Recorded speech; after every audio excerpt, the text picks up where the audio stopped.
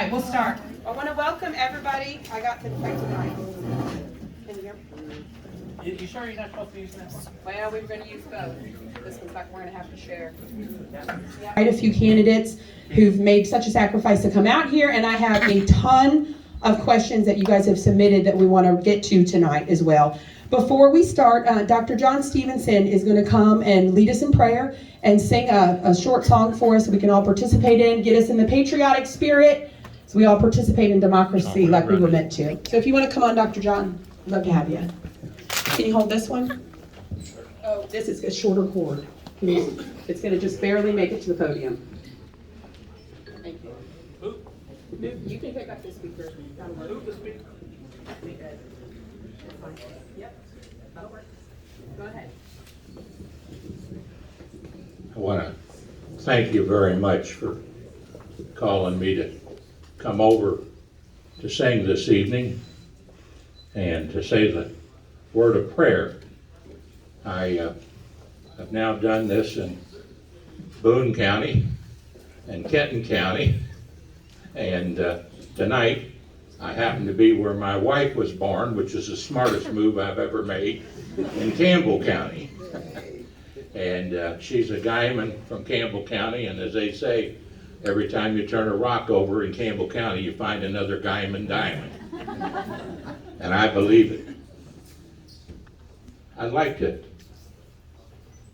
say our Lord's Prayer for us first, and before I begin with the Lord's Prayer, I want to ask you to join in with me in this Lord's Prayer, because our country, our Commonwealth, and our world is in grave need of prayer and love and understanding.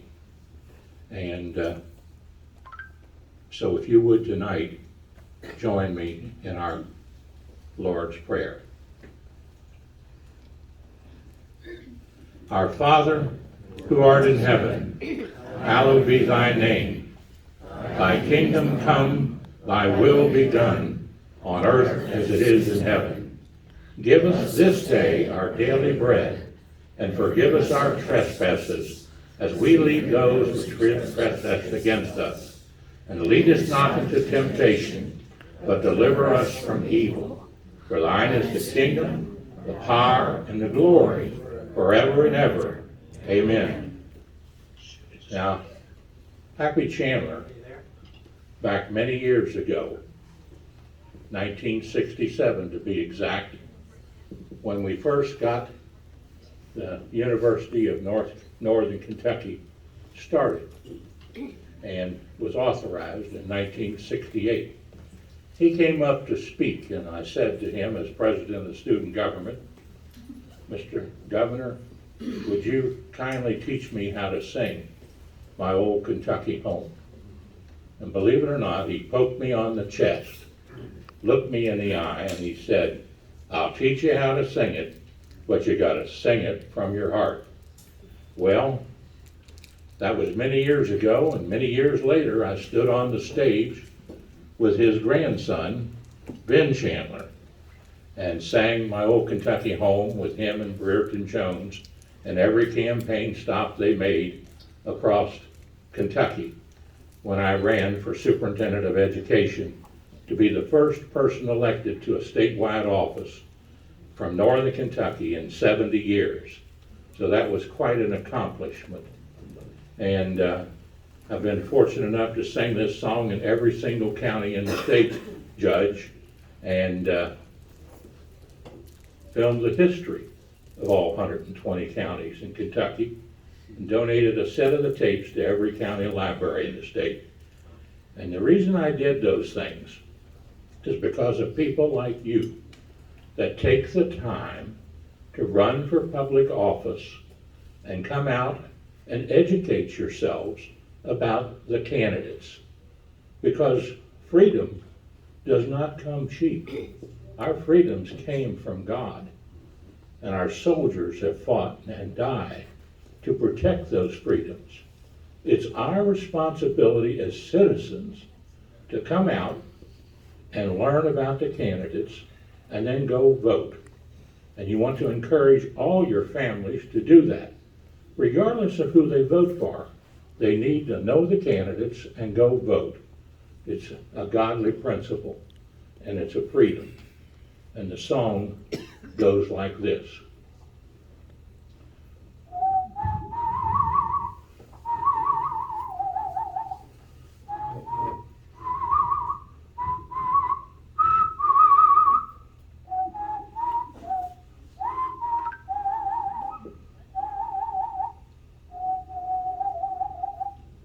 Oh, the sun shines bright on my old Kentucky home. 'Tis summer, the children at play. The corn tops ripe and the meadows are in bloom, and the birds make music all the day. Oh, the children roll on the little cabin floor, all merry, all happy and bright. By and by, hard times comes a knocking at the door, then my old Kentucky home says goodbye. Now join in with me in the chorus here. We no more, my ladies, oh, we no more today. We will sing one song for my old Kentucky home, for my old Kentucky home, far away, for my old Kentucky home, far away. And don't forget, praise the Lord and pass the ammunition of godly principles for all of us. Red, yellow, brown, black, and white, for we're all precious in Jesus' sight.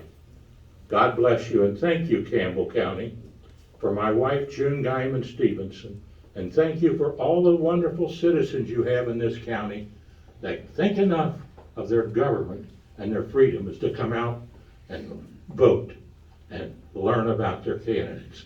God bless you all. Have a great evening.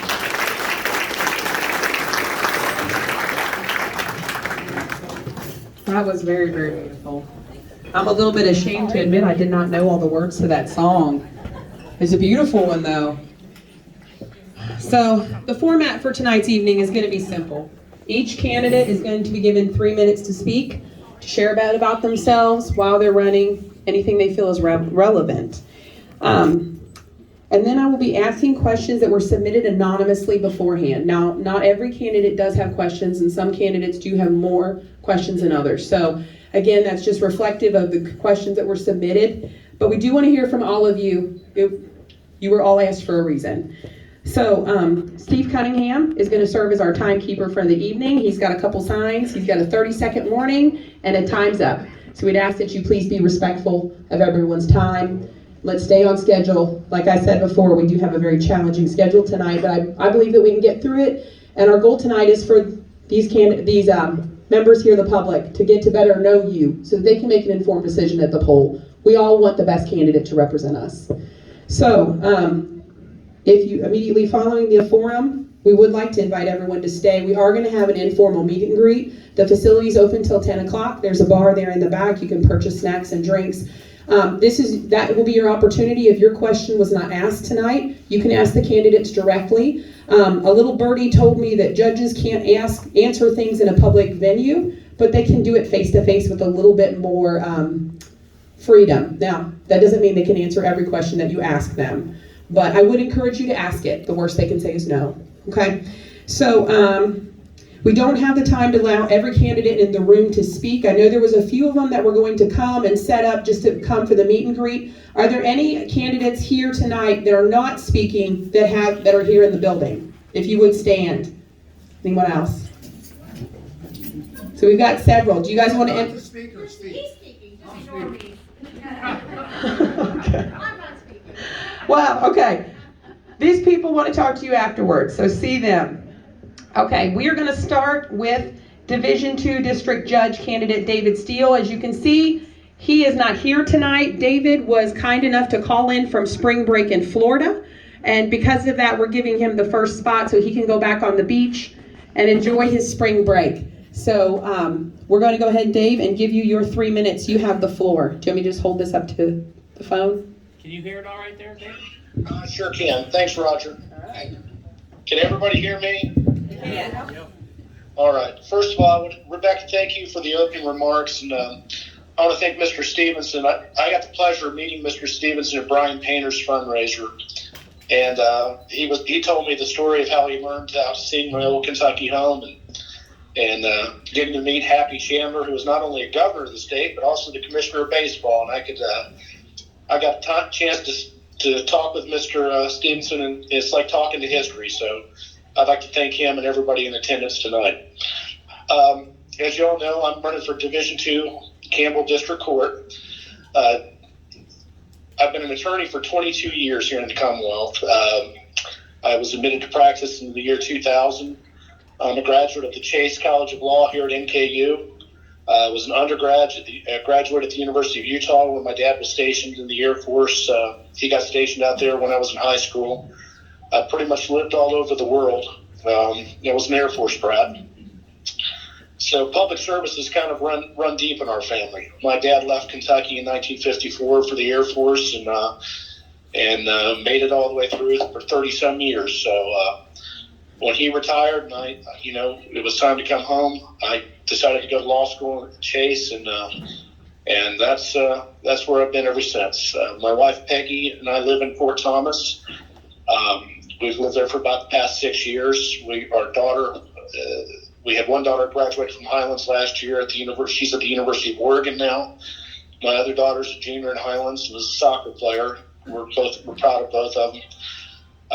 Our oldest daughter just had her first granddaughter, so we're down here in spring break with all of them and just kind of enjoying her first trip to the beach and we're having a great time. And I wish I could be there with you all tonight, but I kind of wanted to see my granddaughter's reaction the first time she saw the ocean for the first time.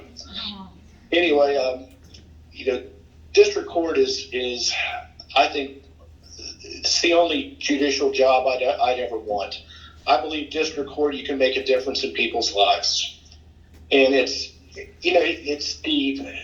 lot of people say it's misdemeanors, it's, violations, but it's really the court of initial appearance.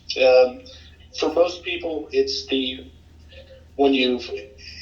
it has a civil component, a criminal component, and when somebody passes, it's the court where you open a probate estate. In my private practice, I've done all of those areas of law. I was both a prosecutor early in my career, public defender early in my career, and I've had a private practice for about the past 17 years. I see Mr. Rogers holding up the sign that says my 30 seconds are about expired.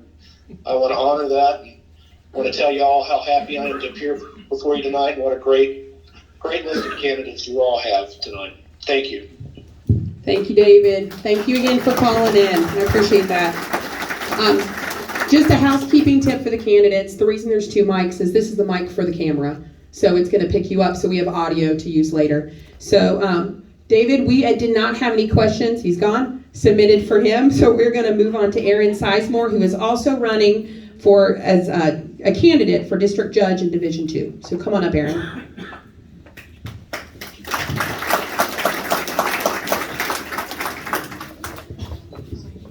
Thank you. Good evening. My name is Aaron Sizemore. I'm running for District Court Judge.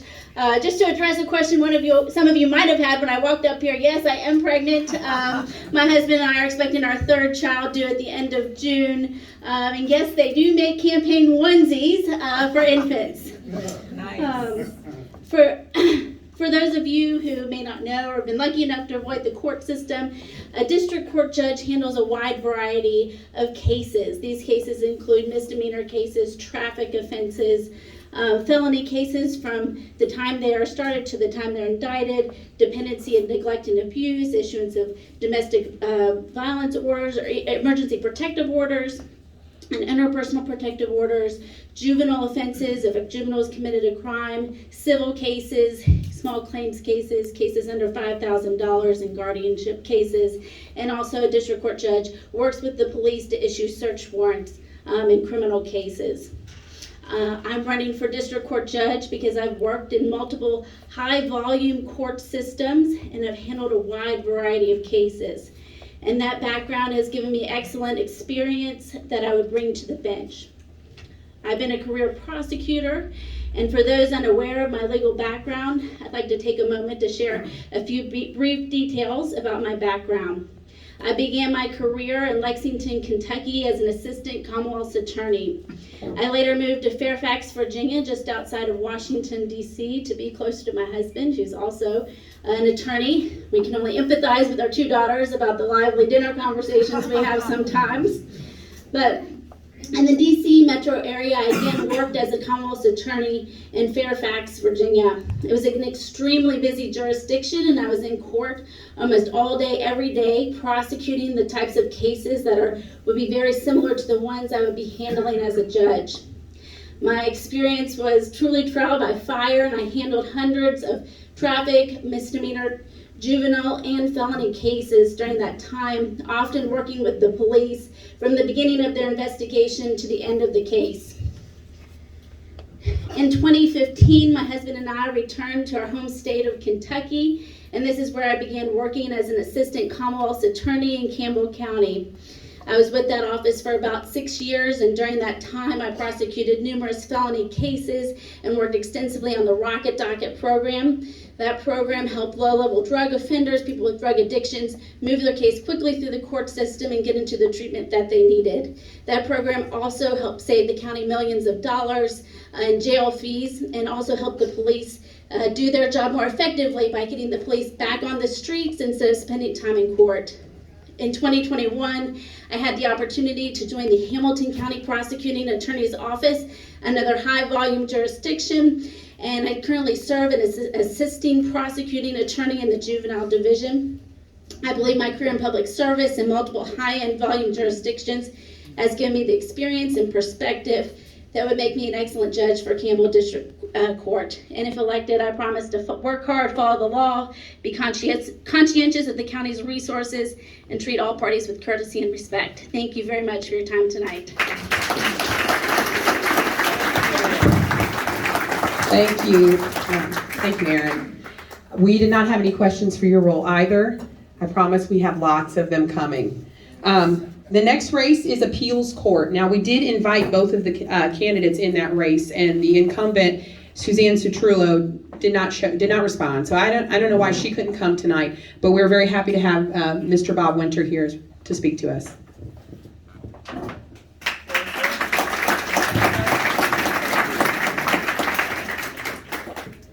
Good seeing you again.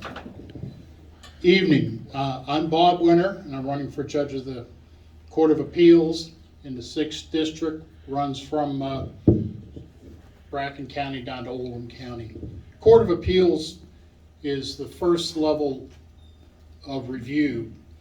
By the time you get to the Court of Appeals, you as a party have had a judgment one way or the other, and the Court of Appeals will look to see if you got a fair shake and the case was decided correctly at the trial court, whichever one it is. I've always wanted to be a judge, always. I think God has given me training, education, experience, and temperament to be a Court of Appeals judge. I don't have much time to tell you about myself, so I'll tell you my favorite charities are my local church, Heritage Foundation, NRA, the one I can't think of it. But those are my favorite charities. I've been a lifelong Republican. I remember my dad and I used to go out on the street handing out promotional materials for Barry Goldwater. Because in your heart, you know he was right. you remember that. Maybe some of you don't. I'm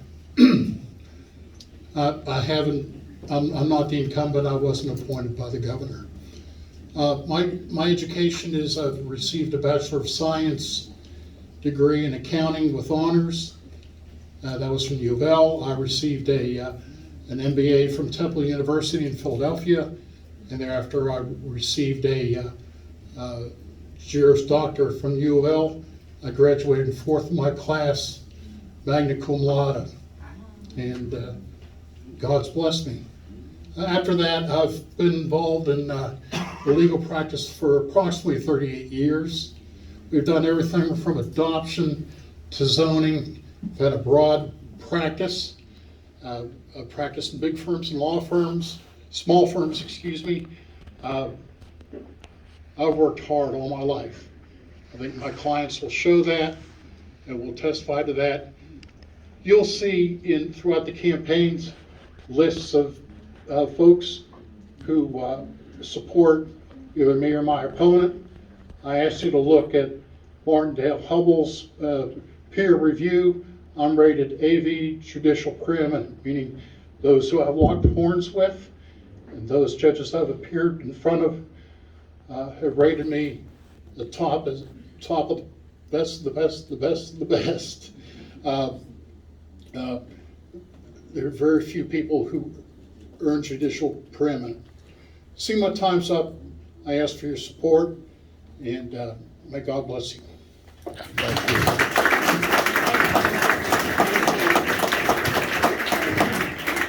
Thank you, Bob. No questions, right? There were no questions? I'm sorry, I know you're off the hook. And I think the charity you were trying to remember, was it Focus on the Family? Yes. James Dobson? I remember that from emailing with you back and forth. That stood out to me. That's an organization I think very highly of. So we're going to move on to the Kentucky Supreme Court. Now, I'm going to just warn you, I did get lots of questions for Supreme Court. So you guys do not get off easy. And we are going to start with our incumbent, which is Michelle Keller. So if you would come on up, we'd love to hear from you.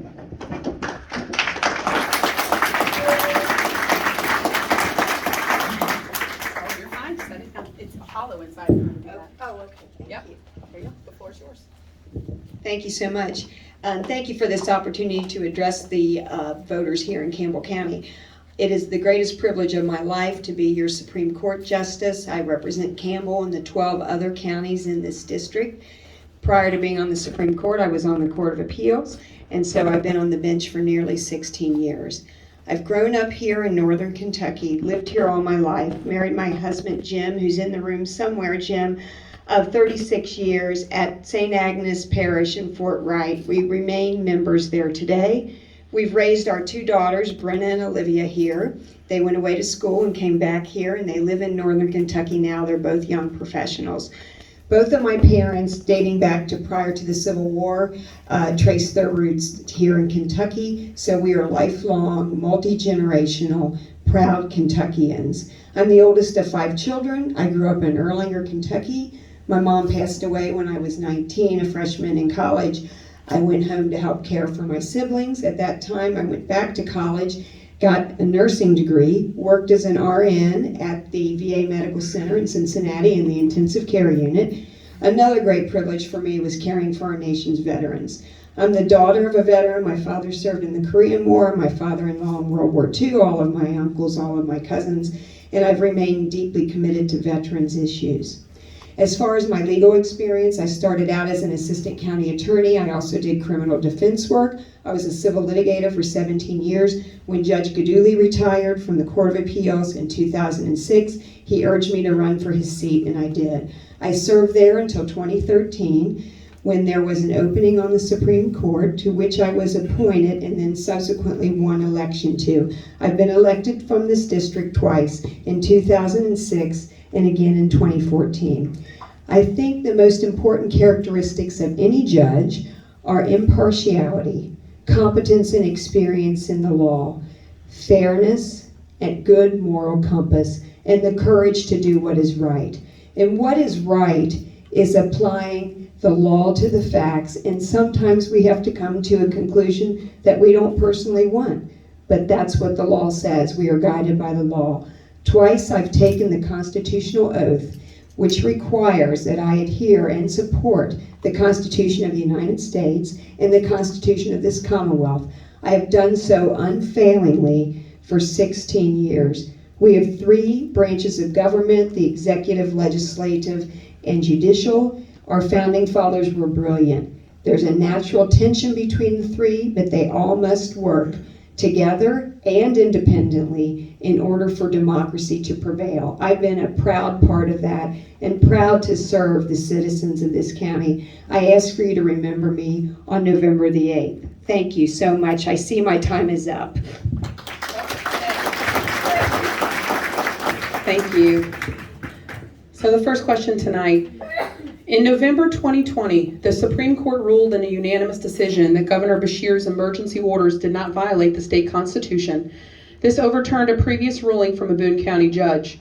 Justice Hughes said in her opinion, the governor's orders were and continue to be necessary to slow the spread of COVID-19 and protect the health and safety of all Kentucky citizens. Looking back on that time, we can see the harm those emergency orders did to our economy, to small businesses in particular, and the damage that remote learning and isolation has had on our children, with children's suicides up over 50%. Seeing the consequences, do you still agree with that ruling and why? Well, as she noted, it was a unanimous decision, and even though that quote is in that 90-page opinion somewhere, that's not really what the opinion is based on. The opinion is based on a statute, KRS 39A, which was in effect at the time that the governor's emergency powers were taken. And that statute has been on the books for generations and gave every governor, ones before this present governor, pretty broad emergency powers. When that went into effect, when the pandemic started, the governor acted, he thought, within those powers. That's not my personal opinion, that's just what the lawsuit was about. Subsequent to the opinion, the legislative branch changed 39A, in essence, making it harder for the governor to exercise those powers. That's exactly how the 3 branches are supposed to work. The legislators, I'm assuming, listened to their constituents, and they curtailed 39A. We applied 39A at the time, which was really the basis for the holding, not the Constitution. As long as you're following the statutes and you're not blatantly in violation of another section of the Constitution. I mean, this is complicated stuff, but the opinion is 90 pages long, so it's hard to explain in 2 minutes or less or whatever I have here. But bottom line is that at the time, that was what 39A said. Subsequent to our opinion, 39A was changed. And if 39A were to be applied today to the actions of any governor, this one or any future governor, then a Supreme Court or any court would have to apply that statute, which I think would come to probably a little bit different result. So I know that's complicated, but I've been told my time is up again, so there. Thank you, that is helpful. I'm happy that you admitted, you talked about the subsequent ruling, because our next question is about that. So in the original ruling, when the Boone County judge overturned the executive orders by the governor, it was only 2 weeks later that the Supreme Court stepped in and blocked that, which basically put the restrictions back in place. In 2021, as you mentioned, our legislator passed laws to limit the powers. And when that happened, Beshear challenged the new laws and the lower court put another injunction in place. But this time the injunction kept restrictions versus lifting them.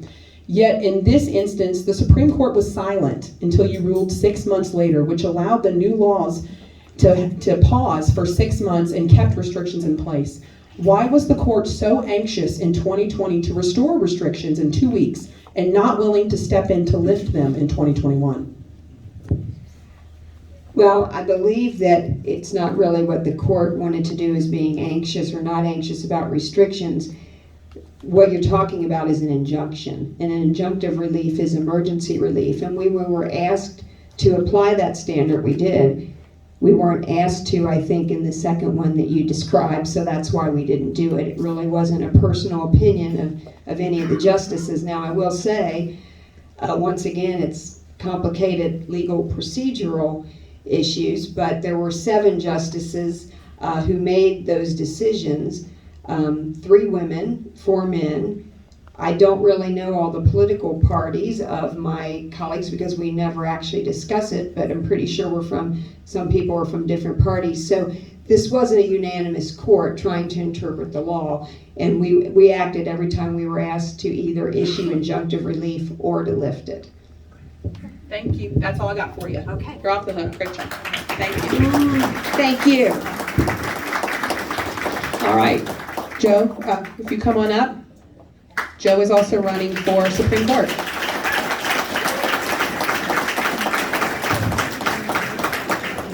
Thank you very much. My name is Joe Fisher, and I'm seeking elections at Kentucky Supreme Court this year. It's been a great honor to serve all of Campbell County for 24 years in the General Assembly. I've decided to enter this race simply because we have an overwhelming need to change the direction of our Supreme Court. We can only do this once every 8 years, so if we want to change, we got to do it now. Ever since Republicans have taken control of the General Assembly, the Supreme Court has been moving to the left. The court has become its own super legislature. Their decisions have been hostile to our conservative agenda. Their opinions are often based on their own progressive political viewpoint, not on the text of our laws or our Constitution. This year we do have that rare opportunity to restore the Supreme Court to its proper role in our constitutional system by electing judges that will say what the law is, not what they wish it to be. My professional experience has prepared me for this opportunity. In the legislature, I have stood firm for our conservative agenda. In practice, I've advocated for our constitutional rights. I certainly have the skill set to succeed in this important position. Since I first announced, I've been inspired by all the support I've received from people like Congressman Thomas Massey and my Republican colleagues in the General Assembly, as well as from community groups like the Northern Kentucky Right to Life. They have endorsed my candidacy in this race. Again, I want to thank all the people of Campbell County for all your support over these many years. And I hope to earn your vote on November 6th for the Kentucky Supreme Court. Thank you.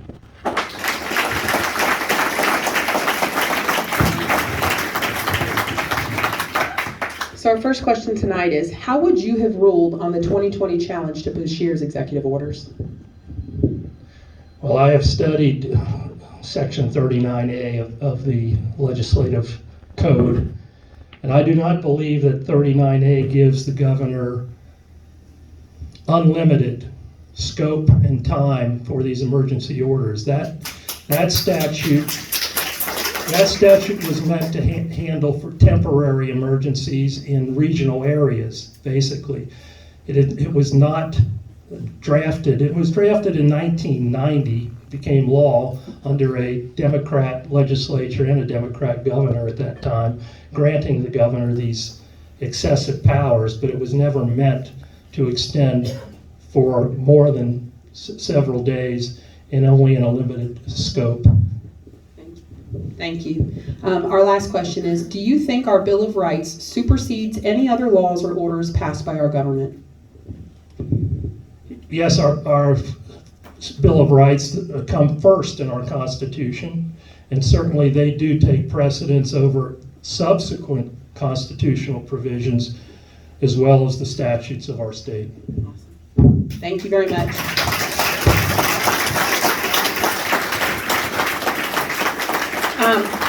The next race that we're going to have candidates from is Family Court. Family Court does have 3 candidates. 2 are here tonight, and 1, Brenda Bonecutter, is not available tonight. She's out of town. However, her bio is available on our website, so I encourage you to go online and read that. So, Andrea, if you'll come on up, the floor is yours.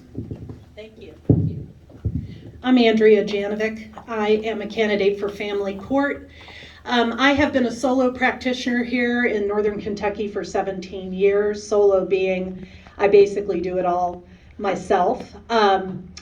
I have been working in association with other lawyers on civil matters as well as criminal matters and other things for many years, but I did not join a firm. I stayed on my own. The majority of my practice for those 17 years has been family law and probate law.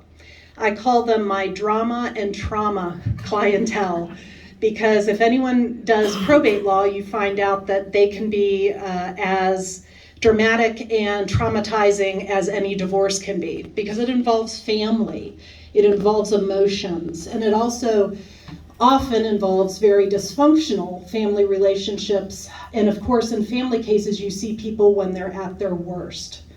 They're under stress and they're having a terrible time. Sometimes they don't know exactly how to get through that. My background before being a lawyer is being an anthropologist. I actually have graduate degrees in anthropology. I've traveled the world and done research. Part of my background in graduate work is conflict and dispute resolution. One of the goals I have for family court is to expand the mediation program to include faith-based mediators. This is my attempt to get people to be able to mediate their family disputes, their divorces, their custody actions, with possibly people from their own parishes or church communities who have the proper training. They have to be properly trained in the ethics and in the structure of mediation. But it gives people the opportunity to include things in their agreements that as a judge I would not be able to do, because a judge cannot rule on something that has to do with religion. So often in the cases that I've had, and I've represented people all the way from being witches and pagans and Christians and Jewish people and people of all faiths, is in my cases I see that this is an aspect of cases that is lacking. And often the judge finds his or her hands tied because they can't do that. The second thing, and I've already been working on this with members of the psychological community, is what I'm calling my Triumph program. I see far too many families, parents losing custody or having custody taken away temporarily because they have trauma in their own background that they've never dealt with. And I'd like the opportunity to refer them to mental health providers to help them work through that and make sure that that is not bleeding down in the generations, and that the trauma that they've suffered doesn't continue in the cases that are before me as judge. I'm being told my time is up. But if you have any other questions, I'll be in the back, and you can certainly ask me then. Okay. Okay, we do have one question for you, Andrea. Your bio says specifically that you have helped fathers and grandparents get representation in the family court system. I have seen many cases where I have felt the court system unfairly favored the mother. Can you explain this issue to our members, and how would you like to see it handled or improved in the future? Certainly. I'm a grandmother. I have 3 beautiful grandchildren. So I know personally how important that relationship is. And part of my practice over the years has been to represent grandparents. And in fact, I don't know this as 100% fact, but I do know that I'm one of the only attorneys, private practice attorneys, that has gotten grandparents' rights and visitation. In the face of the very strict rules and laws right now regarding parental rights to dictate who can or cannot have access to the child. Right now, if a parent says, I don't want grandma or grandpa to have time with little Susie anymore, the parent's right is supreme, as it should be. A parent should have the right to dictate who has contact with their child. However, luckily, recently, cases have come out that have recognized that a child has the right to relationships. And one of the relationships that our courts are starting to recognize is that relationship with the grandparent. And of course, as other candidates have said, we as judges have to apply the law and uphold the law as written, not as we wish it to be. However, certainly as a grandparent, I would be best suited, I think, of the candidates that are running to have an understanding of just how significant that is. And for the evidence before me, I would definitely take that into account, the importance of that relationship regarding fathers, I have represented, probably if I put all of my clientele up in a list, I probably have represented more men than women in the last 17 years. I know there are some attorneys in the audience who do mediation with me, and they probably would nod their heads saying, yeah, every time you're in mediation, 9 times out of 10, it's a father that you're representing. I think fathers are important, and their rights are extremely important. And as a judge, there is, to me, no preference for a mother. It's what's in the best interest of the child, and that both parents are equal before the court as potential custodians of the children. Thank you very much. Thank you. Abby, you're up. You have the floor. Yes. Great job.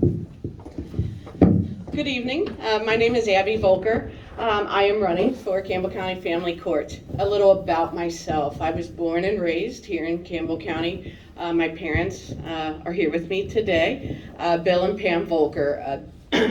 Our family, I think, can be described in a few sentences, but that include, we love children. We were foster family since I was in first grade. My first grade teacher was the namesake of our first foster child. I gave my time at my church to the Sunday school classes, Bible school. We did it all, and that's where our values lie. My father was an educator. My mother was as well. Growing up, I continued those values and continued my direction towards helping families when I became an attorney and decided to focus on family law. I had a private practice for about 10 years when I decided to pivot, and I began representing the Cabinet of Kentucky, the Cabinet for Health and Family Services, where I literally help children every single day. Primarily, I handle the bad cases when children can no longer go back to their parents and we have to terminate their rights. So I kind of see the worst of the worst every single day of my job. As far as my personal life, I am a foster parent now. I've adopted a child, Charlie. He's 3 years old, and I think he's more popular than me. If he might be a write-in. And my sister passed away, so I, along with my parents, because we all know it takes a village, raised my nephew. Why do I want family court? If I haven't answered it, I guess I can add a little bit more. I believe in families, and I believe in protecting children and doing what's best. Family court includes every aspect of families. We see them at their worst. We see them in divorce. We see them in custody. We see them in abuse cases. We argue for child support. And we see people at their lowest points. And actually, my opponent mentioned the importance of trauma knowledge, and I agree with that. I believe in a trauma-informed courtroom. The numbers of people who are, I guess we're gonna call it the cycle of poverty if we're being honest, those numbers are growing, and people are entering the courtroom facing traumas that none of us probably understand it, and I wanna make that courtroom appropriate for them. I believe that everyone has a voice, including the grandparents, including aunts, uncles, because I have that experience. I have that nephew. I have that adopted child. I've seen what everyone needs from the beginning to the end of a case. For these reasons, I appreciate your vote. We have a primary on May 17th, and then the general election in November. Thank you. Thank you. I do have one question that was sent in, and it's building on the question that was asked to Mrs. Janovic. How do you feel that grandparents and males are represented in family court, and do you agree with her comments? I agree with her comments. I don't believe the family court judge should be looking at male, female. The family court judge should be looking at best interests of the child. I 100% agree with that. The legislator recently changed custody in that now there's a presumption that each parent should get 50%, that it should be joint custody, and I agree with that. I think that's your starting point, whereas it used to be, why should a father get more time? Now it's why shouldn't. So I think both parents should be treated equally. I'm going to tell you the same thing, that we have to follow the the law. There's a case about Troxel v. Granville that's all about grandparents' rights, and we have to follow it. But I'm going to tell you here and now that there's 2 people in this room who do more for the nephew I raised than some days me, and that's his grandparents. Awesome. Thank you very much. As you guys probably saw in our flyer, we were unable to get any of our county incumbents who are being challenged to respond to our invites or even to send in information. So I won't speculate on why that is, but we do have their challengers here, and I want to give them an opportunity to speak. So Anna, would you come on up? Anna is running for Campbell County Judge Executive.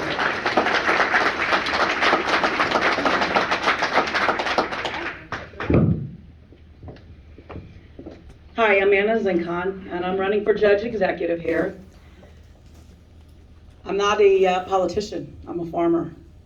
I'm American. I've been involved in a lot of local community projects over the last 15 years that have taught me a lot about what goes on in our local government, and I think we need some change. I appreciate Steve's 24 years of work. For those of you who don't know what a Judge Executive is, it's not a judge. Okay, he's the CEO of the county, basically decides how your tax dollars are spent. He fills the boards that make decisions about how your life is going to be lived here in Campbell County, whether it's planning and zoning, the library board, the fire districts, things like that. And he also raises the taxes to pay for what he's spending. I think we can do better. I know I can do better. I come from a corporate background where I worked my way up from the ground into upper management, managing IT professionals in the corporate world in Cincinnati, and I left that to start my own business. I started Misty Ridge Farm. It's a boarding and riding lesson farm, and I've been there employed by it since 2001. So my roots come from Campbell County. My ethics come from farming, working hard, accomplishing things on my own, doing what needs to be done, and having my word mean everything. When I tell you I'm going to do something, I'm going to do it to the best of my ability. And I hope to get your support. I think we've got a lot of great things going here in Campbell County, and I think a lot of things stones have been left unturned. And I'm going to turn them over and ask the hard questions.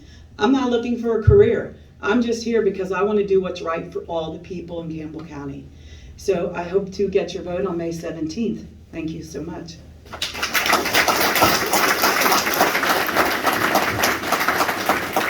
Thank you, Anna. And I think you've kind of answered this one a little bit, but you can elaborate some more. But our first question is, we often hear media refer to the swamp in Washington, D.C., but I've heard we have a bit of our own swamp here in Campbell County. Can you please elaborate on what that is and how you aspire to change it?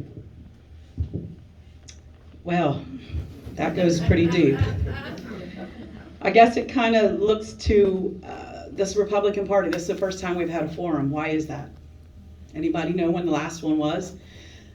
We found out about the precinct reorgs last year. I did in around May, and it was in June. And we started looking, asking questions, and getting involved. Came up with a plan to attend. The Republican Party is usually a core group of 9 people who make decisions and do whatever they do. We didn't feel that there was any voter outreach. We didn't feel there was any fundraising. We didn't feel there was anything. We won some of the offices by fair election. And you can see the incumbents didn't like that. They're not here.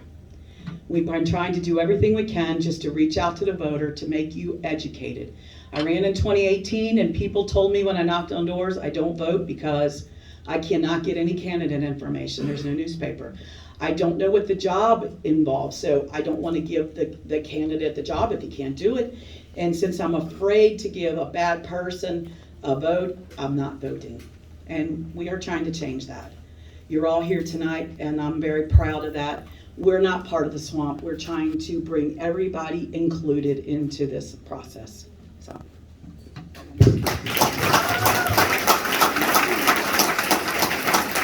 So Campbell County does a lot of things in coordination with Kenton and Boone counties. I'm thinking specifically about the Northern Kentucky Health Department, but that's not the only example. Do you think we should stop doing so many things in tandem with them and become more independent, even if it costs us more money? I think it depends on what services we're providing. I'm not an expert. I'm not in the position yet. But I definitely will be representing Campbell County. If it makes sense for Campbell County to get, value by being with Boone and Campbell, we'll definitely do it. But if we're going to get to the short end of the stick, well, then we're not going to do it. Good, that's it. Thank you very much. Our next candidate tonight is Mr. Dave Fisher, who is running for Campbell County Commissioner in District 1. He's being a gentleman. Great job. Thank you, Dave.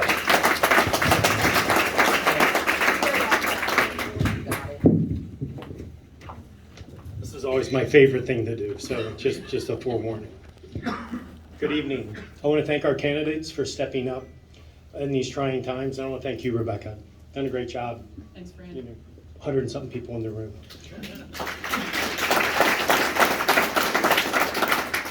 But most importantly, I want to thank all of you for showing up. It's very difficult in these times to get people out, to be motivated. I'm running for County Commissioner, District 1. As a lifelong Campbell County resident, my roots are planted here. I'm one of 9 children. In such a large family, you learn about sharing, about giving, and about working together. I earned a marketing degree at Eastern Kentucky University.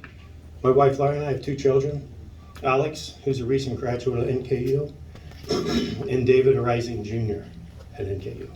Additionally, I want to be clear, all of our positions here are elected, not appointed. So as County Commissioner, I'll be Commissioner for all residents. There are things that we need fixed. I will listen to the community. Let me give you a few examples. After attending a dozen fish fries, sat with a priest who asked, why isn't Route 8 still open? I proceeded to tell him our state, local, and county governments have a hard time working together sometimes. The state throws out incredibly high costs for roads and completely stops construction in the tracks. I've developed a subdivision. I've worked with geotechnical engineers. I've worked with city, state, and federal agencies. It can be done.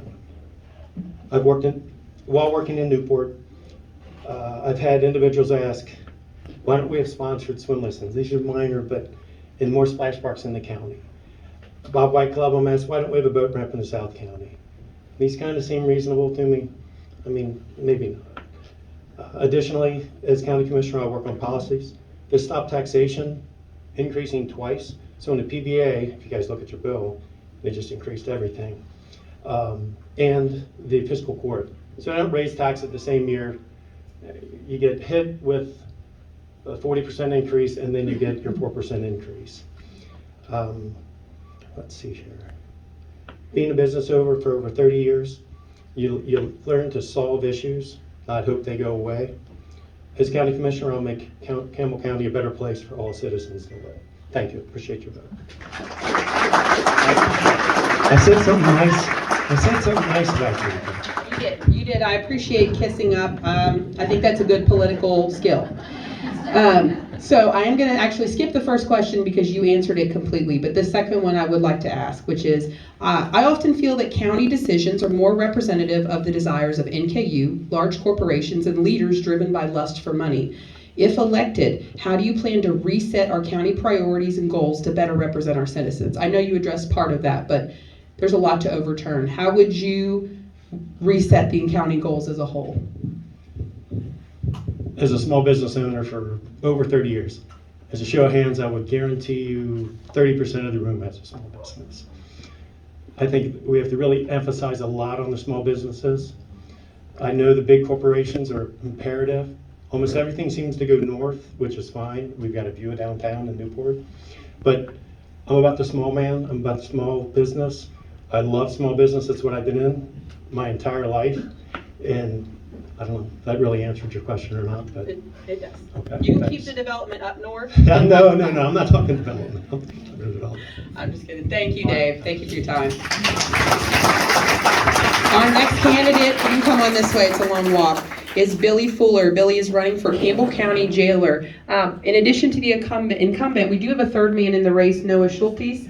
He was not able to make it tonight. So, Billy, the floor is yours. Thank you, sir.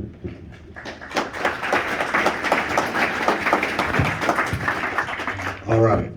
So my name is Billy Fuller. I'm running for Campbell County Jailor. Campbell County has been my home all my life, and I couldn't imagine living and raising my children anywhere else. My wife Sarah and I married in 2015. And we have 2 young children, a 6-year-old daughter named Andy, and a son, Joseph, who's 4. We reside in southern Alexandria on a beautiful farm that's been in my family for generations. For the last 6.5 years, I've worked security for a large Cincinnati hospital, where I'm also a certified Ohio Peace Officer Training Academy instructor in use of force and impact weapons and OC spray. I am currently responsible for the training and certification of 120 plus security professionals. Prior to this, I worked 7 years for the Campbell County Fiscal Court and with the Parks and Recreation Department before working with the Campbell County Detention Center. During my time at the Campbell County Detention Center, I received several commendations, including 2 for life-saving efforts, one of which was for preventing a suicide by an inmate. That incident rewarded me with the honor of being named Deputy Jailor of the Year for the state of Kentucky in 2012. My purpose in running for Jailor of Campbell County is simple.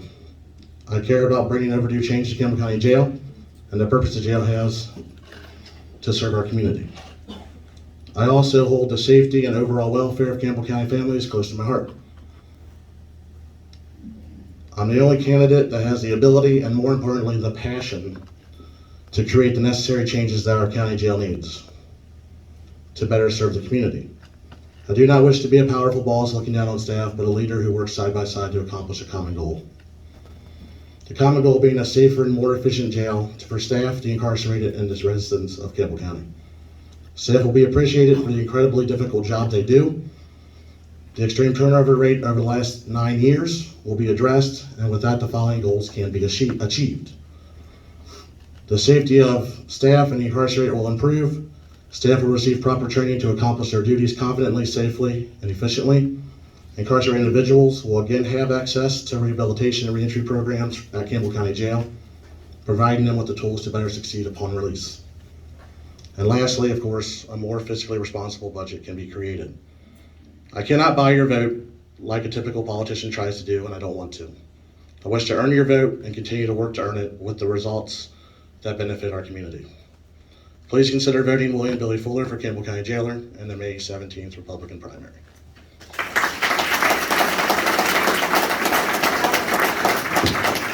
I've just got one for you. So when I asked about the role of our jailer, I was told that it's basically constant depositions from a revolving door of lawsuits. Is that true? And how do you feel about that? Would that keep you from making changes and being effective as a jailer? No, I mean, you're gonna have lawsuits, obviously. You're always gonna have them. It really comes down to policy and procedures.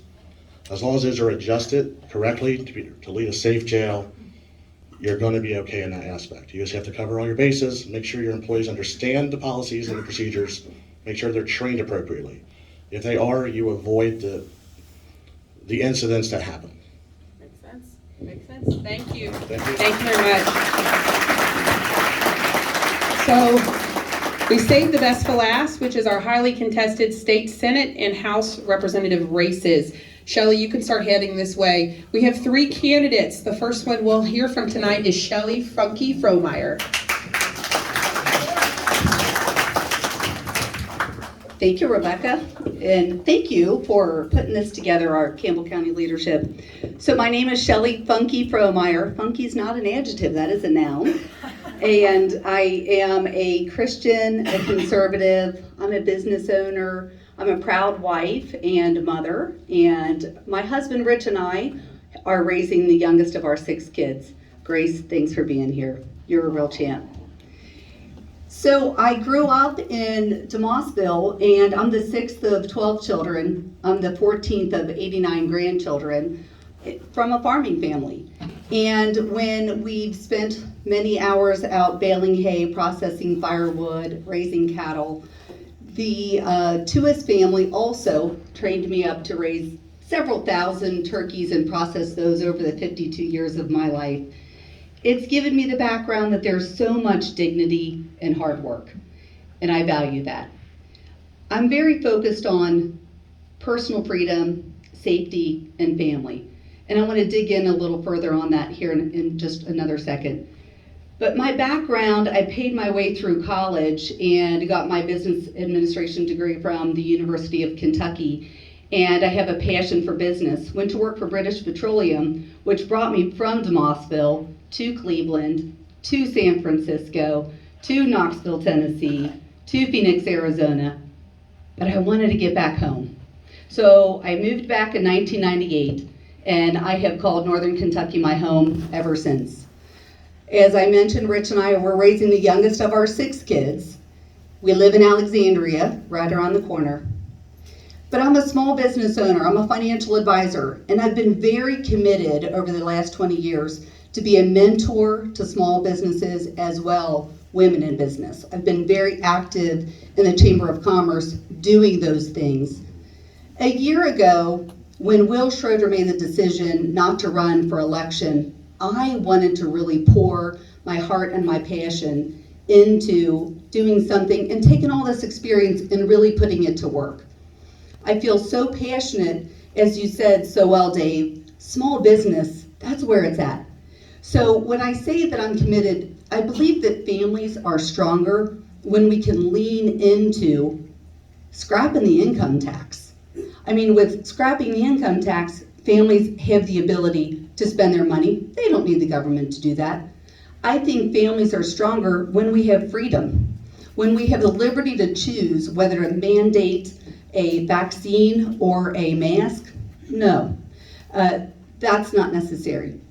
I think families are stronger when we can lean into infrastructure, when we can lean into parents being involved in education. Families are stronger. There's no surprise that we have inflation. There's no surprise. Let's focus on building more training and let's improve our country. Thank you, Shelley Funky Promeyer for State Senate. Okay, got a few for you. So in your responses to our survey, you said that you support a business's right to mandate the vaccine as long as religious and other exemptions are being considered. Additionally, you are on the board of directors for the Northern Kentucky Chamber of Commerce. The Chamber supports an employer's right to mandate the vaccine as well, and they also support legislation that protects employers from legal action as a result of their employees being harmed by their vaccine mandates. St. Elizabeth Healthcare has a vaccine mandate and did allow some exemptions.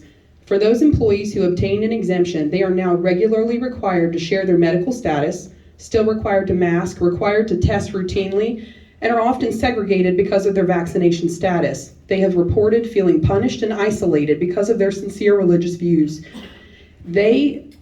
How can you defend your support for a mandate with exemptions knowing it will lead to discrimination for these employees?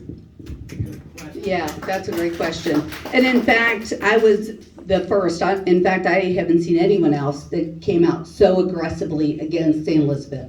I posted very aggressively on Facebook against them. And I made it very clear. My sister works for St. Elizabeth as well. We have a blood clotting disorder that kills our family. So I have been very passionate in my own small business. I absolutely did not mandate a mask. I absolutely did not mandate a vaccine. But as I mentioned, liberty is important. And I am not into the government shooting all over people. I don't think the governor should do it. I don't think the employer should do it. So I am not doing that either. But I also don't want the government to run our business. So you can't have both. Okay. No, thank you. You could describe the 2020 GOP reorganization meeting as a takeover in Campbell County. Most of our current county officers were not nominated by the previous leadership, but rather they were elected by a majority of regular citizens, many of them here tonight, who had previously been uninvolved in local politics and were seeking change. In the spirit of change, what have you done in the last year to demonstrate that you're a candidate for the people and that you are not hand-selected by the establishment? Yeah, in fact, I'm going to go all the way back to 10 years ago and acknowledge that I was active walking door to door when that little one was in a little pouch helping Thomas Massey get elected. I was walking door to door for Rand Paul. So I've been very involved for many, many years. And more recently, I came in June and sat beside you, Rebecca, and helped to vote in Anna and helped to vote in other people on that day. I've been very involved raising my 6 kids. I've been very involved raising our 5 grandchildren. And now I've got the opportunity with my junior campaign manager at my side to be more involved. But clearly not hand selected. Clearly have jumped in early and have jumped in with 2 feet. Okay. Thank you. Last question. The certificate of need requirement has created a monopoly in many of our healthcare services. It prevents the entry of other providers, including hospitals in our area. Do you support revoking certificate of need in Kentucky? And if so, what will you do to advocate for that?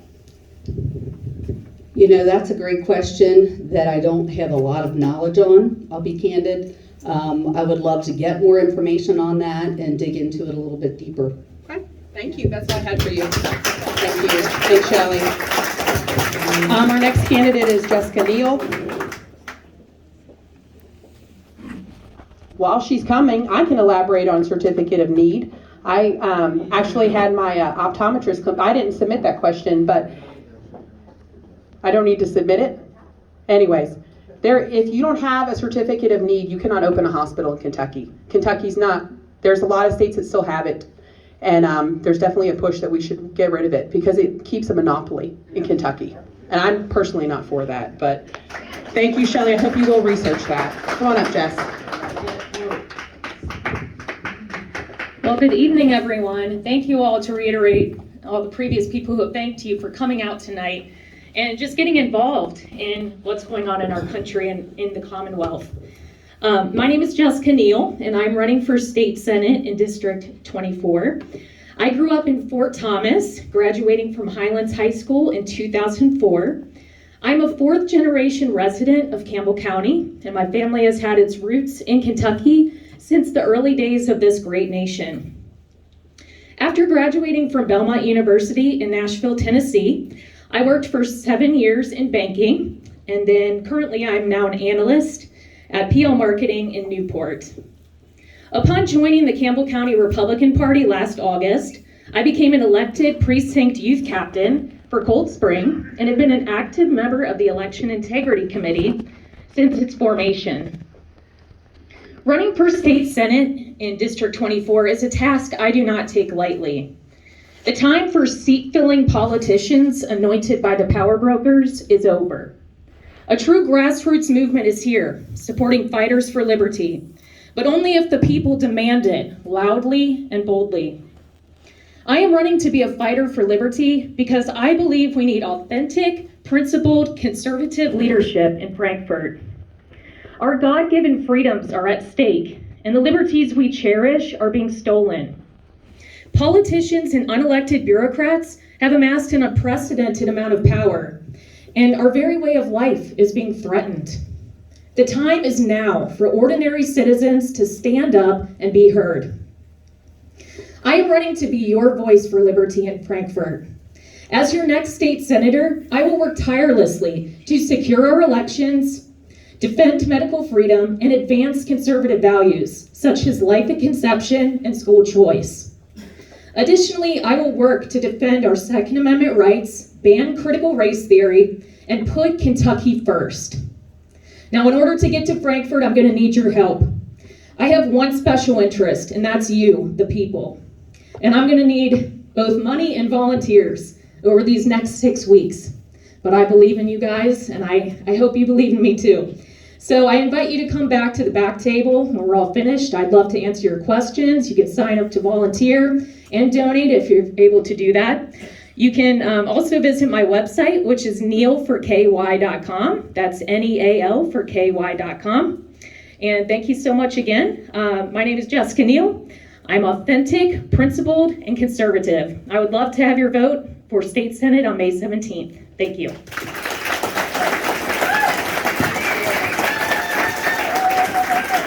Thank you, Jess. Shelley talks a lot about her family, and Chris talks about his military service. As the youngest of your 2 running mates, what separates you from Chris and Shelley, and what makes you a better candidate? Yes, and those are very admirable things. Appreciate your service, Chris.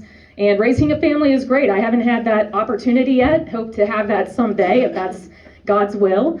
But I have had a lot of time to work and get involved at the grassroots level. And a lot of that experience is going to inform how I proceed as a legislator. I have been active actually fighting for kids. I have a degree in education and have been going to the school board meetings and standing up and fighting for the parents who want to have their voice heard. So, and also just writing to the superintendents and just making sure that we have the rights that the parents want for their kids. So I believe I have a strong background in that, and then just going to all the rallies for medical freedom.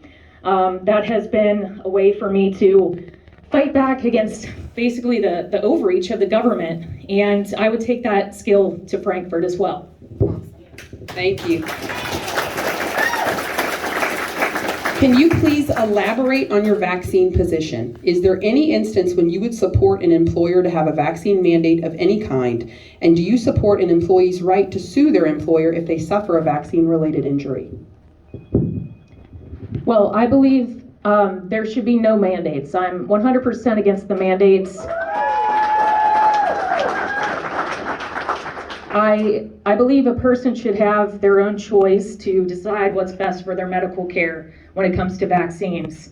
And then in terms of being able to sue, I do think that there should be some level of recourse there where I'm not a legal expert in the matter, but I do believe that people, if they're harmed, they should have rights. And I feel like there haven't been as many opportunities for people to do that in the current atmosphere, and people are having some problems and they should be allowed to do that as well. So yes, I'm against the mandates.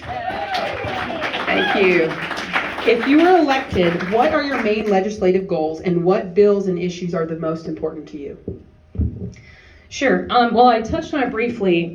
Two of my biggest issues are securing our elections. If we don't have free and fair elections, we don't have a country. Another one is fighting for medical freedom.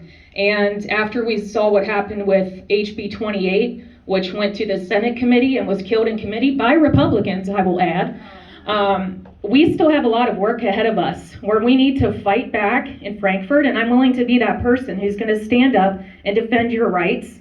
And so that would be a big priority of mine. Awesome. That's all I had for you, Jess. Thank you very much. Our next candidate is Chris Robinson. Come on down. I feel like I should have had some theme music tonight. That would have been great.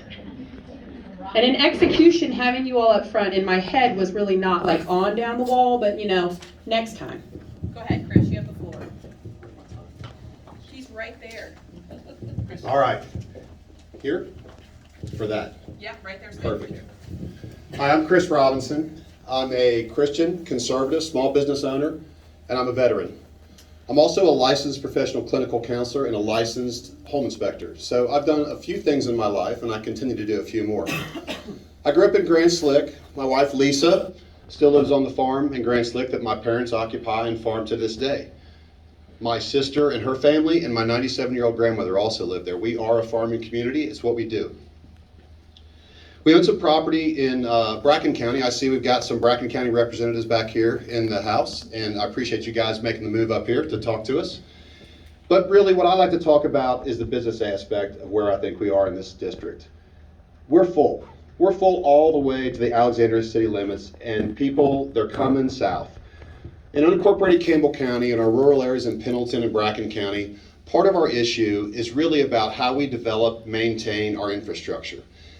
Dave talked about Route 8. The state gave up on that. We blocked 1,400 cars a day in the city of Dayton from being able to grow. We've got roads down on the AA that they've closed, the State Department has closed because truck drivers are bad truck drivers, and that's a fact. You can ask them. What I like to talk about is our ability to grow infrastructure, maintain infrastructure, and develop our economy so that we can recruit solid businesses, because we cannot recruit businesses if they are not able to move into a facility that has things like sewer, water, and broadband. In addition to that, the greatest thing that we export in this district is labor. We send it right up the AA, over to Florence, or up to Cincinnati with little to no skills, and we can't help people improve the quality of their lives if they don't have the opportunity to grow themselves professionally, essentially.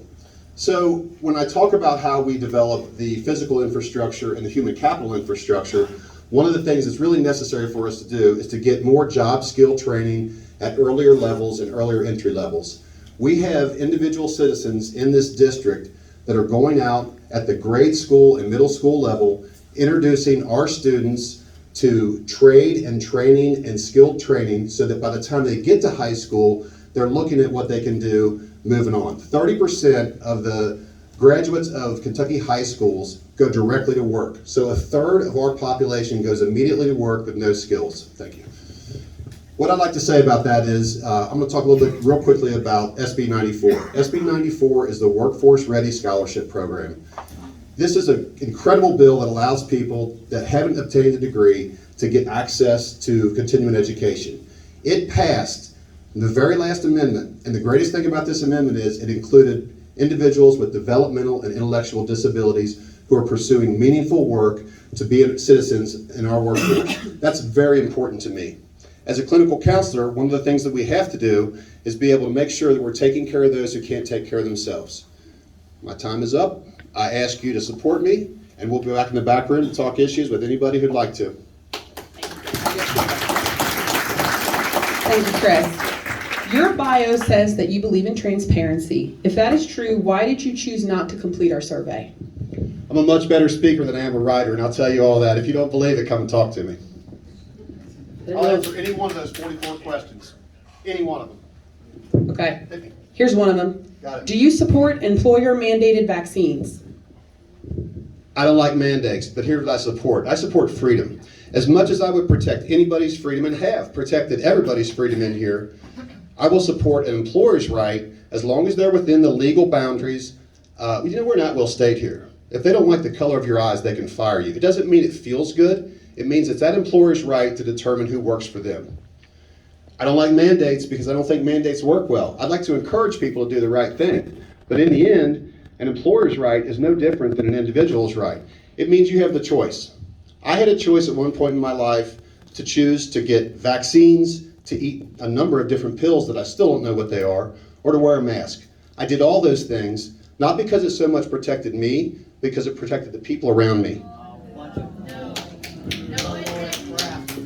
Last question. Do you believe that government funding for children in public schools should follow the child even if they are homeschooled? Here's the problem with government funding. I'll call it portability. We'll call it portability. When you have ADA money that goes to fund a school, it's how they budget their process. You have X number of children, X number of dollars. When you let portability happen and you take that money, and trust me, I've paid a number of dollars in tuition. We added it up. We sent 3 kids, 2 of them to private school, 1 of them sent to Highlands. I paid tuition to all those. It's not pretty, but it was a choice for my children. So part of the issue with the ADA money is if you let that ADA money flow out, what happens is it hurts the school where it is. I've come out and said, I'm in support of public schools, and here's why. If we allow that money to go, let's say it's $50,000. Let me tell you what happens to $50,000. That $50,000 covers 2 aides in the schools for our special needs kids. That's 2 aides that are out wiping butts while our teachers are trying to teach them. I believe in those kids. If we don't protect that population, how are we going to protect the rest of the population? Thank you, sir. That is all the questions I have for you. Last race, thank you, Mike. For State Representative, District 68, first up is Mike Klein.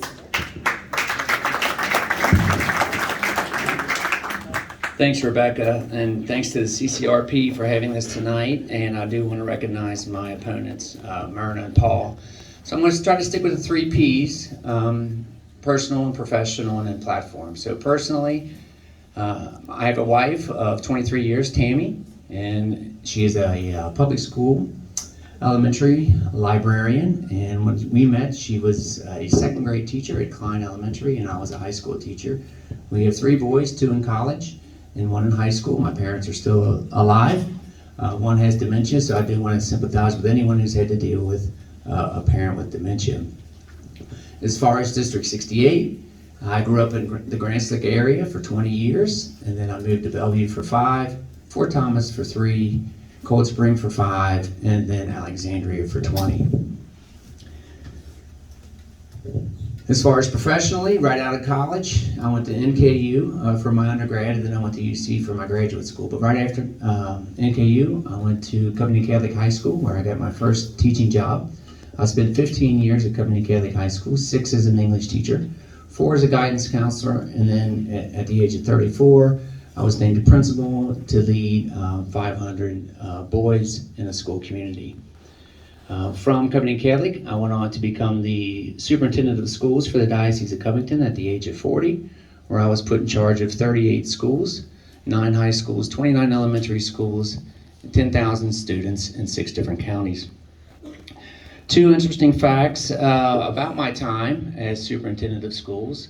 The first one was I was superintendent when Nick Sandman, his character was defamed, and experienced the cancel culture firsthand. I don't think it could be anything worse in Frankfurt than what I had experienced with the cancel culture. Secondly, as the superintendent of schools in August of 2020, we opposed Governor Beshear's recommendation to push school back from August 17th to September 28th. So we started in-person instruction on August 17th. I also, as a Board of Control member for the Kentucky High School Athletic Association, voted against Governor Beshear's recommendation to delay the start of high school sports from the opening date of September 7th to September 28th, and we let the kids play. As far as my platform, then I became, after 27 years, I became an education consultant. As far as the platform, District 68 is really the only political position I ever aspired to, and it's because of where I've lived in those 5 different cities. And the fact that Representative Fisher didn't come back in that position made me want to run for it. So I think about quality of life for District 68. Redwood, a Redwood school that serves people with severe physical and mental disabilities, a transitional school for the autistic. 1 out of 43 students, or 1 out of 43 children have autism, so that would put us at about 242 children in District 68 that have autism. So I've been endorsed by the Kentucky Right for Life, and then I do want to say that I'm well qualified, I am well established, I've been a leader for most of my life, and I want to lead District 68 as the next House of Representative. Thank you. Thank you, Mike. In your bio, and actually just now in your comments, you mentioned that you went against Beshear's recommendation to delay the start of school and that you voted to let school sports start as well. What have you done to support the parents who've been fighting the Diocese of Covington since April 2021 regarding removing mass quarantines and virtual learning? So I left the diocese in September of 2020, so that question wouldn't have been pointed to me if it was 2021. No, they're asking but you can still do things, like have you done anything to support those parents? No, I'm an education consultant now, and I don't work for the Diocese of Covington. Okay, fair enough. Next question. I've heard rumors that you did complete surveys for other organizations. Why did you choose not to complete our survey, especially if you completed others, and for what organizations did you complete a survey? Okay, so when my campaign started, I committed to 3 surveys. I committed to the NRA. It is considered the foremost organization in the U.S. for Second Amendment rights, and it's been around since 1871. I committed to the Kentucky Right to Life organization, which is designated by the National Right to Life organization in Washington, D.C. And then I committed to the Northern Chamber of Commerce, which they did not do a survey, but they're the economic leader in Northern Kentucky. So what I did, why I chose those 3 is, again, they're vetted. In the school business, you have to be accredited. So an outside organization comes in and vets you.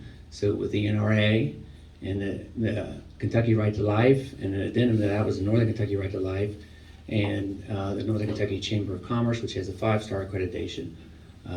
I vetted those, and those are the 3 I've stuck with.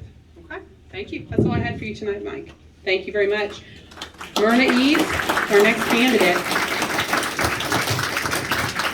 And I don't want to jinx it, but we are running ahead of time, which means I'm excellent at this. So I'm just kidding. Come on, Marna. Let's hear a chat.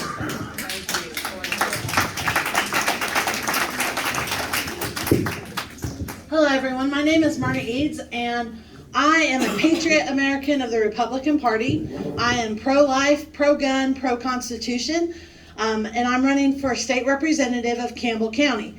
District 68 is, it includes Fort Thomas, Cold Spring, Highland Heights, Alexandria, Melbourne, California, and Camp Springs. So there's quite a variety of cities there. I am a mom of a Highlands High School student athlete. My son plays baseball for the Highland Bluebirds. He's also an Eagle Scout. And I spent a lot of time volunteering with the Boy Scouts of America. I did a lot of volunteer hours.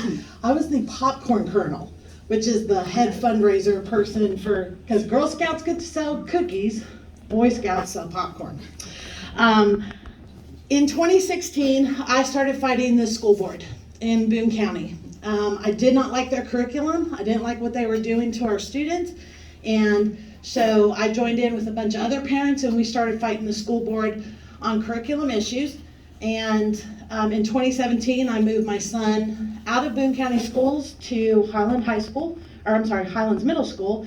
And I held the school board accountable there ever since, but I also continued to fight on the Boone County district. I'm a nurse of 22 years. I have experience in emergency room, trauma, ICU, cardiac, but I always found myself going back to geriatrics. I currently am a night shift nurse at Highland Springs of Fort Thomas. In my former life, I have been a farmer. I was also a teacher.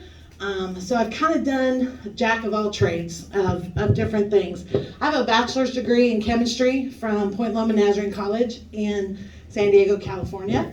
And I have my associates in nursing from Eastern Kentucky. I have been fighting the mandates. I'm 100% for medical freedom, 100% against mandates, including mask and vaccine. I don't think that any employer or any person should tell you what you can put on your body. We know that the masks don't work. We have seen proof of it. Also, I helped form a group that helped provide religious exemptions for healthcare workers.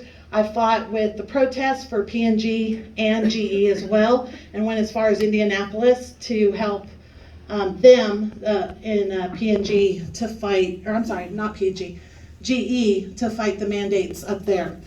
And then I believe in less government and more freedoms. My website is www.kyhouse68.com. Check out my website and you will see all kinds of videos of me in action because I'm a woman of action, not of words.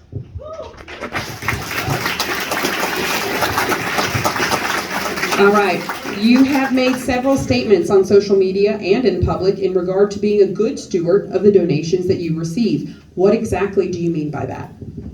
So being a good steward of money, I know how to make a dollar stretch. So these campaigns are very expensive. Signs cost money, advertisement costs money, but rather than jump on the first wagon of, hey, we can make you political signs for this much money, I shopped around and I got some really good deals to make my donations go as far as possible. Awesome.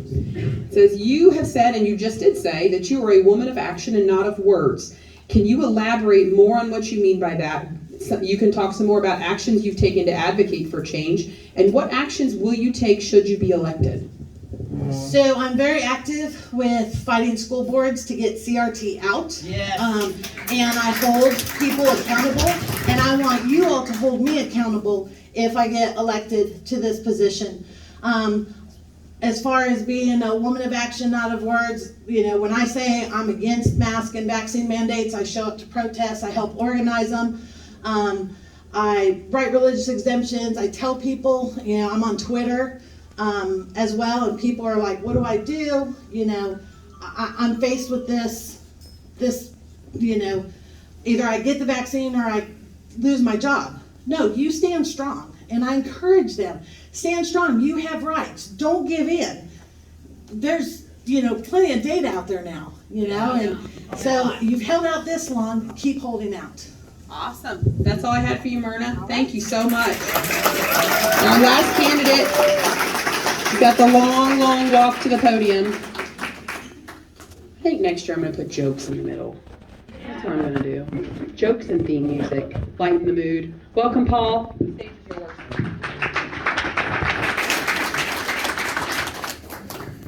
Good evening.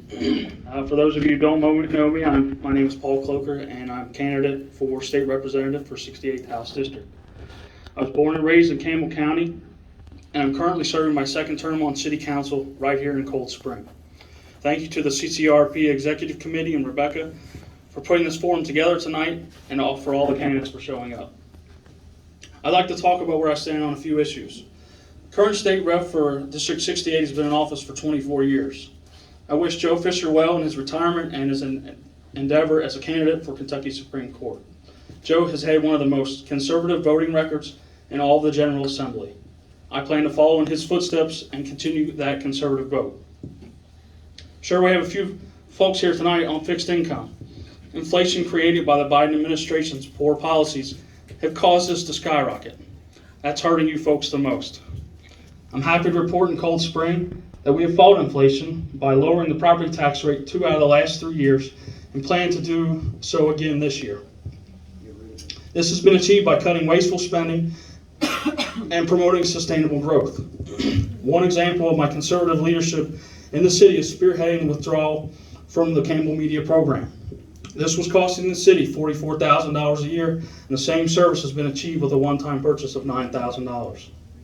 If elected, I would identify wasteful spending like this and lower taxes, whether it be property, income, or any other tax that can be cut to give back to the taxpayers of the Commonwealth. I've proven this at the city level, and I'll do the same in Frankfurt. I have 2 main priorities for state funding for the Northern Kentucky region. The first and most important is infrastructure. We have to keep our roads in good shape and add highway to handle the increasing traffic in Campbell County. While on council, the biggest complaint I hear is traffic. There's little we can do as a city, especially since the majority of the traffic comes from the explosion in population to the south and the expansion of NKU to the north. I do now have the opportunity to make a difference where it matters at the state level. We need to get Route 8 back open from Dayton to Fort Thomas. We need to finish the 536 project so there will be a southern bypass from the AA to Florence. And last, we need to start and finish the Brent Spence Bridge replacement. Sounds like the funding is there, we just need to get the project started and stop kicking the can down the road. During my time on council, Cold Spring has finished its 20-year road program without council assessing any property owners for new streets. There's no need to raise the gas taxes to improve our infrastructure. Across the country, police and fire departments are being defunded. We need to pro-fund our police and fire here in Kentucky. When evil is at the doorstep, it's those first responders that show up to protect us.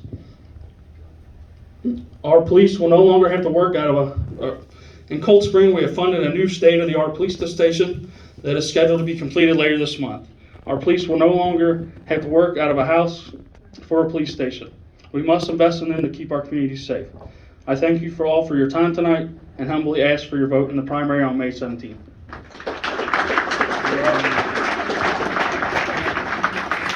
All right, now first question I have for you. In your responses to our survey, you said that you do not believe any fraudulent voting occurred in the 2020 presidential election that would have impacted the results. You wrote, not in Kentucky. How do you feel about the 2019 election of Governor Beshear? Was there any fraud that may have impacted results in that election? I can't say there wasn't fraud, but I don't know if there was fraud enough to affect the outcome of the governor's election. There was, most of the other Republicans received 65% of the vote, and, where was the fraud? It's on the same ballot. Voting machines. Wow. Thank you. Last question. In your bio, you mentioned that you challenged the Campbell County School Board's unlawful annexation of property in Cold Spring. What did you do to challenge the Campbell County School Board's mask mandate? I have not done anything, in person to do that, but my daughter does go there. I'm against any mask mandate, from the government or in the school system. Okay. Thank you very much. Thank you for your time. That concludes our forum. I truly want to thank all of you for showing up and participating. Thank you for the ones of you who submitted questions. I thought they were excellent. You also made me ask really hard ones, and I forgive you. So we have a meet and greet tonight. I hope that you will stay. Please, this is your opportunity to get to know these candidates better. Sometimes questions are a little bit hard on the spot to answer. Shake their hand, talk to them. We're here till 10. Everyone have a great night. Dr.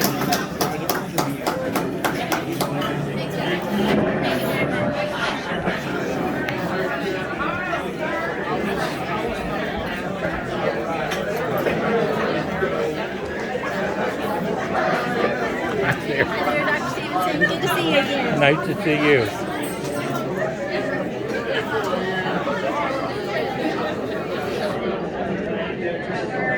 That's why I said bye.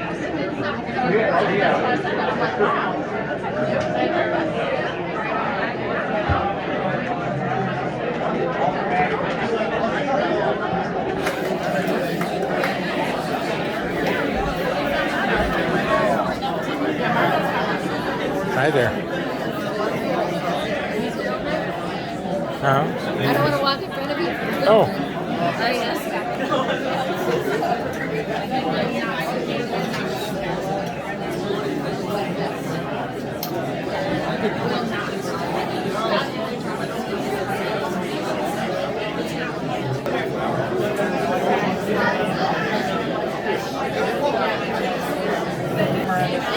One, two, and three. And who do we have here? Tell me your names. Roger Svoboda.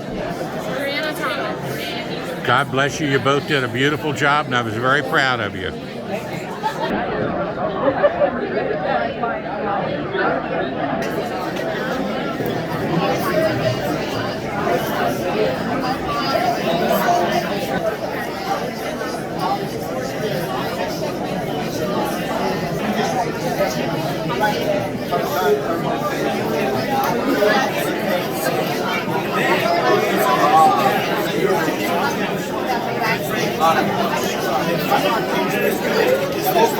Push that, that's ready. And then touch the little, that takes the picture of the little camera there.